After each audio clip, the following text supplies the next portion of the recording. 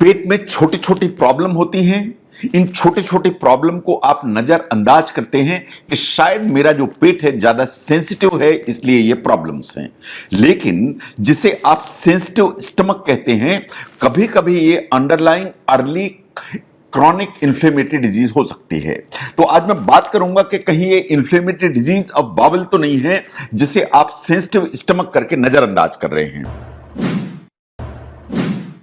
ये बात बिल्कुल सही है कि कभी कभी जो टमी है आपकी, वो रिफ्यूज करती है सेटल होने में। ये प्रॉब्लम करती है, आपको बार बार लेटरिन जाना पड़ती है। कभी आपको लगता है कि बहुत ज्यादा थकान है जिसका कोई रीजन नहीं है। कभी आपको बीच बीच में गुड़गुड़ या पेट में मरोड़े होते हैं, आप सोचते हैं सब ऐसे ही है। कभी आप समझते हैं कि फूड पॉइजनिंग तो नहीं है, खाने में गड़बड़ हो गई। कभी आप समझते हैं काम ज्यादा है, स्ट्रेस के चलते हो गया। कभी आप समझते हैं कि आपका पेट बहुत सेंसिटिव है इसलिए प्रॉब्लम है।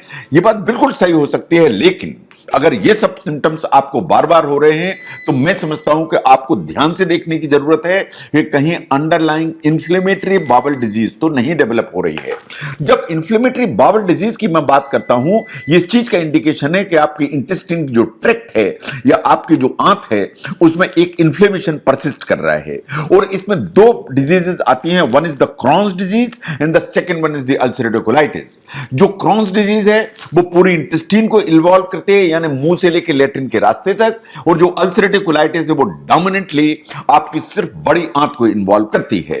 नो एग्जैक्टली है क्या इन्फ्लेमेटरी बावल डिजीज? ये दोनों जो मैंने आपके सामने रखी, चाहे वो क्रॉन्स डिजीज की बात हो, चाहे वो अल्सरेटिव कोलाइटिस की बात हो, इनमें इंटेस्टाइन में इनसाइड जो लाइनिंग है उसमें एक इन्फ्लेमेशन तैयार हो जाता है। ये डोमिनेंटली यंगर पॉपुलेशन को अफेक्ट करती है, यानी 30, 35, 40 साल की उम्र में जो डोमिनेंटली ये आ जाती है।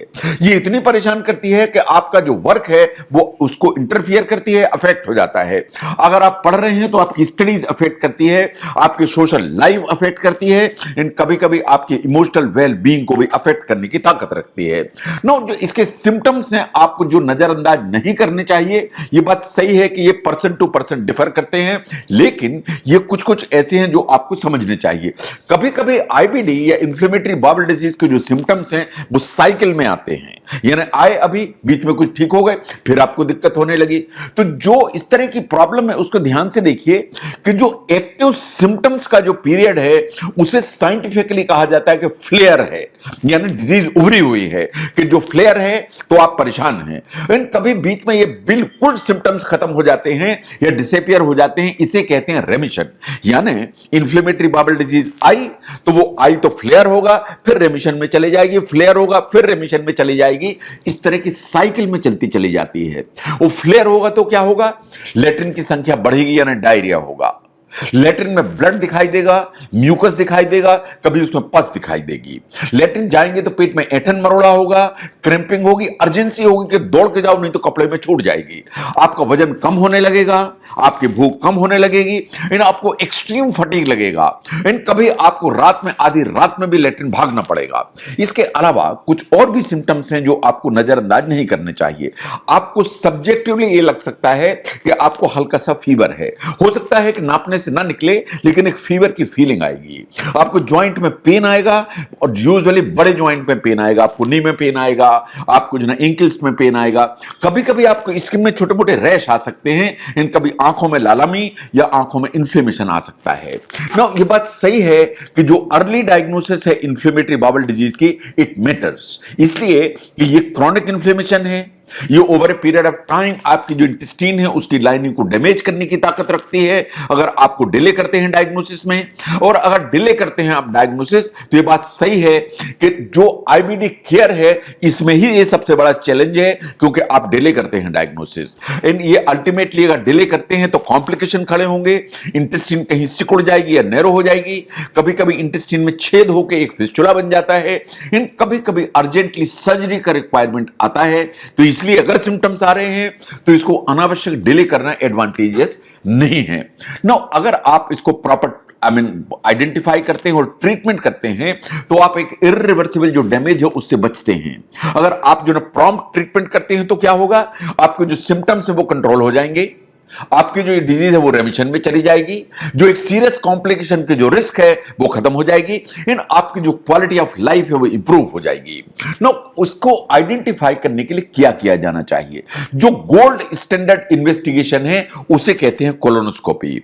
जो कोलोनोस्कोपी है, लेट्रिन के रास्ते से एक रबर की ट्यूब पास की जाती है जिसके टिप पर कैमरा लगा होता है ताकि अंदर का सब हमें दिखाई दे, और एक बार उसको देख के उसको कंफर्म करके उसके ट्रीटमेंट की तरफ जाने की जरूरत है। ना कुछ स्टूल टेस्ट की जरूरत है, पर्टिकुलरली फीकल कैल्प्रोटेक्टिन करके एक टेस्ट होता है, उसको कराने की जरूरत है। कुछ ब्लड टेस्ट कराने की जरूरत है कि कहीं खून की कमी तो नहीं, कुछ इन्फ्लेमेशन के मार्कर कराने की जरूरत है जैसे सीआरपी।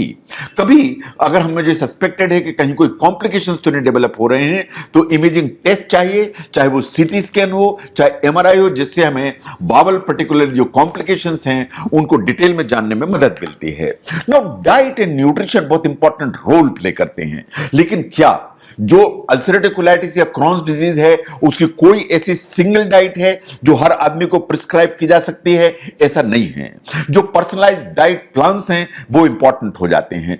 जब डिजीज रेमिशन में होती है, यानी बिल्कुल भी सिम्टम्स नहीं है, आप बिल्कुल भी कंफर्टेबल हैं, तब आपको क्या करना चाहिए? साइंस ये रिकमेंड करती है कि उस दौरान आपको मेडिटेरियन स्टाइल डाइट पे चले जाना चाहिए। इन द सेंस कि जो डाइट है उसमें फोकस ज्यादा होना चाहिए फ्रूट्स पर, ज्यादा होना चाहिए वेजिटेबल्स पर, ज्यादा होना चाहिए होल ग्रेन्स पर और हेल्दी फैट्स पर।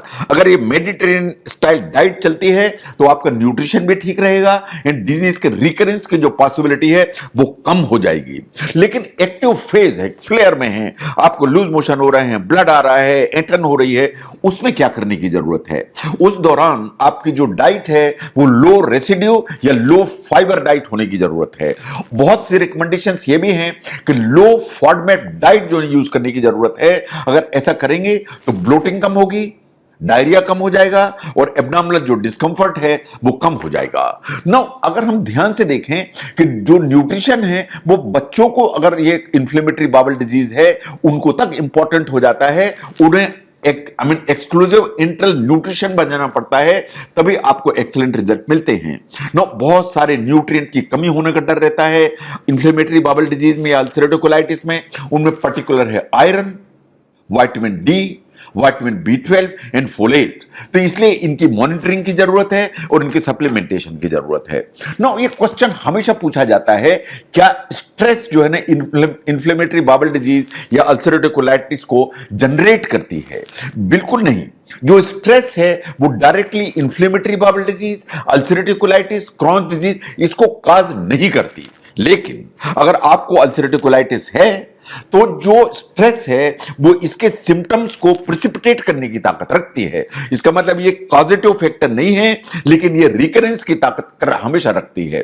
तो इसलिए अगर क्रॉनिक स्ट्रेस है तो उसको मैनेज करिए, क्योंकि ये आपके फ्लेयर्स को ट्रिगर कर सकती है, ये जो हीलिंग है उसको डिले कर सकती है, इन आपका पेन का परसेप्शन इंक्रीज कर सकती है, तो आपको पेट में दर्द, ऐंठन, मरोड़ा ये हमेशा ज्यादा महसूस होगा। अगर ऐसा है तो जब भी आपको इन्फ्लेमेटरी बाउल डिजीज या अल्सरेटिव कोलाइटिस है तो आपको स्ट्रेस को मैनेज करने की जरूरत है। आपको रोज एक्सरसाइज करनी चाहिए, आपको जो ना किसी काउंसलर से मदद लेने की जरूरत है, आपको माइंडफुलनेस प्रैक्टिसेस या मेडिटेशन की जरूरत है। इन आपकी जो स्लीप की हैबिट्स हैं वो up to the mark and balanced अच्छी होनी चाहिए। एट द एंड फ्रेंड्स, इस चीज को देखिए कि जो पेट में आपको छोटे छोटे डिस्टर्बेंसेस होते हैं, कभी लूज मोशन, कभी ऐंठन, कभी मरोड़ा, कभी लेट्रिन की संख्या बढ़ जाना, जो आप समझते हैं कि ये फूड पॉइजनिंग है, आप समझते हैं कि ये सेंसिटिव टमी है, ये कभी कभी अर्ली इन्फ्लेमेटरी बाउल डिजीज या अल्सरेटिव कोलाइटिस का शुरुआत हो सकती है। अगर ऐसा है तो उसको जो है ना, आप उस कंडीशन को आपको अंडरस्टैंड करना चाहिए। ये इस प्रॉब्लम को हल करने का सबसे पहला स्टेप है। आपको अपनी बॉडी के जो भी सिम्टम्स हैं उनको लिसन करने की जरूरत है, आपको अर्ली वार्निंग साइंस हैं उनको लिसन करने की जरूरत है। अगर टाइमली आप मेडिकल केयर लेते हैं एंड डॉक्टर की मदद लेते हैं तो बात बिल्कुल सही है कि डिजीज अर्ली फेज में अगर पिकअप होगी तो इसका जो कंट्रोल है, इसका ट्रीटमेंट है, बेटर हो जाएगा। अगर आप समझते हैं कि जो early phase inflammatory bowel disease या अर्ली फेज अल्सरेटिव कोलाइटिस या अर्ली फेज क्रॉन्स डिजीज, इसको समझने में इस वीडियो ने आपकी हेल्प की, जरूर शेयर करें। मैं doctor V K Mishra from gastro liver hospital, Swaroop Nagar, Kanpur. Thank you very much.